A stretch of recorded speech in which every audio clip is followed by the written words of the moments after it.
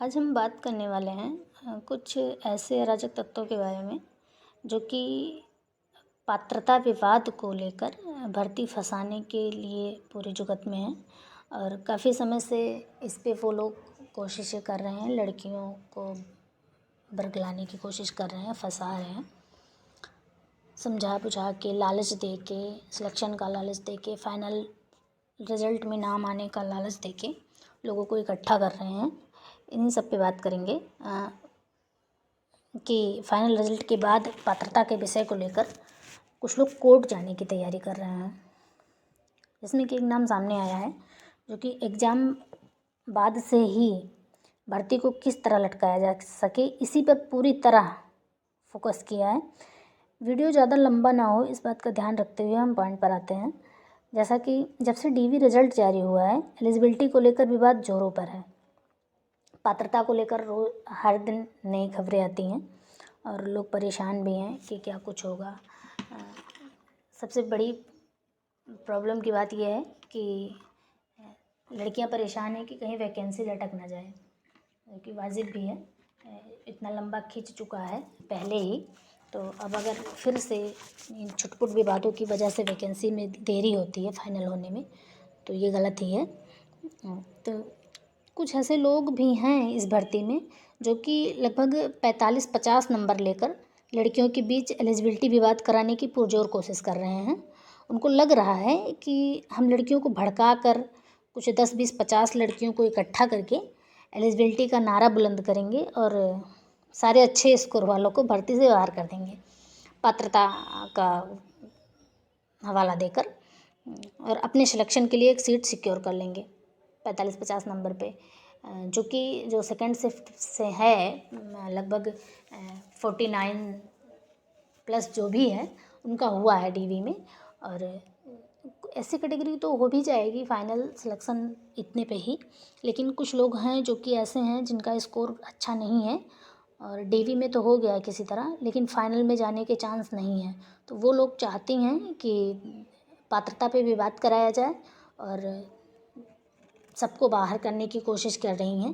ठीक है, देखिए, जो एलिजिबल है वही लिया जाएगा, जो एलिजिबल नहीं है वो तो नहीं ही लिया जाएगा।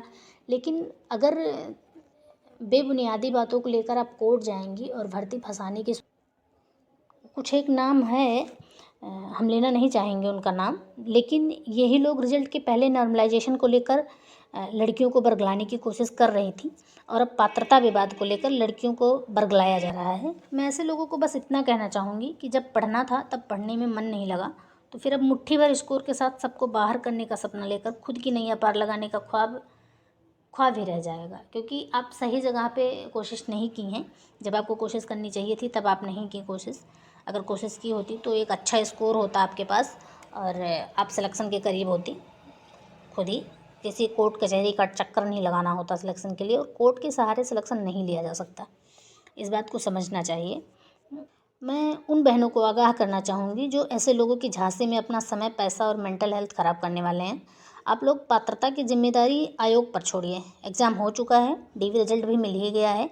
अगर आप फाइनल के लिए सेफ़ स्कोर में हो तो भी, और अगर नहीं सेफ़ हो तब भी, आप अपने अगले एग्ज़ाम पर फोकस कीजिए और अगला कदम क्या होगा उस पर काम कीजिए, ना कि इस वैकेंसी में कोर्ट केस और विवाद, धरना वगैरह का प्लान करके अपना समय बर्बाद कीजिए। आपका अगला कदम आपको कहाँ ले जाता है यह पूरी तरह आप पर निर्भर है, इसलिए किसी के बहकावे में आकर ऐसा कोई कदम ना उठाएं जिससे आपका मूल्यवान समय, जो कि ये एक स्टडी पीरियड होता है, वो बर्बाद ना हो, किसी के स्वार्थ की भेंट ना चढ़ जाए। खुद को सही जगह पर लगाइए, रिजल्ट तो आएगा ही। कुछ एक टेलीग्राम पर ऐसे तत्व सक्रिय हैं जो कि 40 नंबर वालों को भी लालच दे रहे हैं कि हम कोर्ट जाएंगे और पात्रता के आधार पर सबको बाहर कर देंगे, जिससे कि कट ऑफ एकदम नीचे आ जाएगी और 40 प्लस का सिलेक्शन लेंगे। तो ऐसे लोगों के झांसे में बिल्कुल भी ना आए। ये कुछ मानसिक दिवालियापन वाले कैंडिडेट हर वैकेंसी में होते हैं और आप देख ही रहे हैं इतने सालों से हर वैकेंसी बिना कोर्ट गए कुछ होता नहीं है, लेकिन कोर्ट जाने वालों का भी कुछ नहीं होता है। वैकेंसी में जो हैं वही होंगे, जो सिलेक्शन के करीब है उनका सिलेक्शन होगा, बाकी कोर्ट जाने वालों का कुछ भला हुआ नहीं है आज तक। तो समय की बर्बादी ही है। बाकी कुछ है नहीं।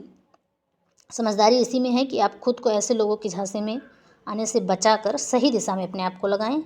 बाकी आप लोग समझदार हो, उम्मीद है सोच समझ कर ही किसी के साथ खड़े होंगे। धन्यवाद।